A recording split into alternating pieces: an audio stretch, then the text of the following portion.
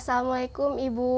Waalaikumsalam warahmatullahi wabarakatuh. Perkenalkan, nama saya Prawatri. Saya dari mahasiswa keperawatan Universitas Andalas. Baik Ibu, di sini saya akan melakukan penyuluhan terkait deteksi dini perdarahan pada ibu hamil. Waktunya kurang lebih 15 menit. Baik Ibu, sebelumnya saya ingin bertanya kepada Ibu, apakah Ibu pernah mengalami perdarahan pada saat kehamilan? Belum. Baik Ibu, tujuan saya melakukan penyuluhan ini yaitu untuk memberikan edukasi kepada Ibu apa saja itu pengertian perdarahan, tanda dan gejalanya, bagaimana cara pencegahannya Ibu. Apakah Ibu setuju? Setuju.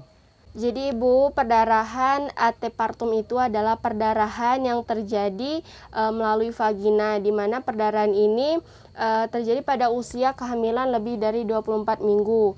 Nah, perdarahan antepartum ini adalah perdarahan salah satu kondisi kegawat daruratan apabila tidak ditangani segera, karena ini dapat mempengaruhi janin maupun ibunya. Kemudian untuk tanda dan gejalanya, dari gejala utamanya perdarahan antepartum ini adalah darah yang keluar dari vagina. Kemudian perdarahan ini dapat disertai dengan nyeri ataupun tidak. Nah, jika disertai dengan nyeri, kemungkinan perdarahan disebabkan oleh robekan dari plasenta. Namun jika sebaliknya, kemungkinan besar penyebabnya adalah plasenta previa. Nah, kemudian untuk tandanya, yang pertama timbulnya kontraksi rahim, di mana dari kontraksi rahim ini akan menyebabkan shock hipovolemik. Akibatnya ibu akan merasa lemas, terus ibu merasakan sesak nafas, lesu, pusing, bahkan ibu tidak bisa mengeluarkan urin sama sekali. Nah, kemudian untuk yang kedua, rasa nyeri ataupun mules yang terus-menerus. Yang ketiga, gerakan janin yang berkurang. Yang keempat, denyut jantung janin itu bahkan bisa bradikardi ataupun tidak ada sama sekali. Untuk penyebabnya itu Bu, ada 4. Yang pertama, robekan plasenta, di mana terlepasnya plasenta dari dinding rahim sebelum proses persalinan. Nah, lepasnya plasenta ini dapat menyebabkan nutrisi ataupun oksigen ke janin dapat menurun atau terhambat. Yang kedua itu plasenta previa, di mana plasenta ini menutupi jalan lahir. Dan yang ketiga persalinan prematur. Yang keempat fasa previa. Nah, pada tali pusat terdapat pembuluh darah yang berfungsi memberikan asupan nutrisi makanan untuk janin.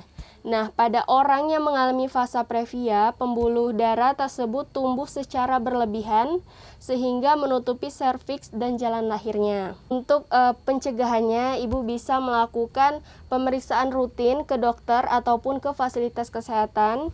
Yang kedua, jika ibu sudah mengalami perdarahan, ibu harus baringkan tubuh ibu di mana kaki ibu lebih tinggi daripada bahu. Kemudian istirahatkan hingga perdarahan berkurang. Yang ketiga, jangan melakukan aktivitas yang terlalu berat. Dan yang keempat, jika perdarahan ibu semakin banyak, maka ibu disarankan untuk segera ke fasilitas kesehatan ataupun ke dokter. Ibu, mungkin itu saja pendidikan kesehatan yang dapat saya berikan kepada ibu. Sebelumnya, apakah ada yang ibu ingin tanyakan kepada saya? Cukup, tidak ada. Oh, cukup paham Ibu. Sebelum saya menutup kegiatan kita pada siang hari ini, saya ingin mengevaluasi sejauh mana pengetahuan Ibu terhadap edukasi yang sudah saya berikan ataupun pendidikan kesehatan yang sudah saya berikan kepada Ibu. Yang pertama yang ingin saya tanyakan kepada Ibu, apa saja tanda dan gejala dari perdarahan antepartum ini? Yang pertama, timbulnya kontraksi rahim. Yang kedua, rasa nyeri, mules, terus-menerus. Yang ketiga, gerakan janin berkurang hilang. Yang keempat, rahim tegang, terus-menerus dan nyeri tekanan pada rahim. Yang kelima, denyut jantung janin bradikardia, lemah dan menghilang. Ibu, yang terakhir yang ingin saya tanyakan kepada Ibu, bagaimana pencegahan agar tidak terjadinya perdarahan antepartum ini? Yang pertama, sering konsultasi dengan perawat atau dokter. Yang kedua, berbaring dengan posisi kaki lebih tinggi daripada bahu. Itu jika sudah terjadi perdarahan ya Bu? Ya.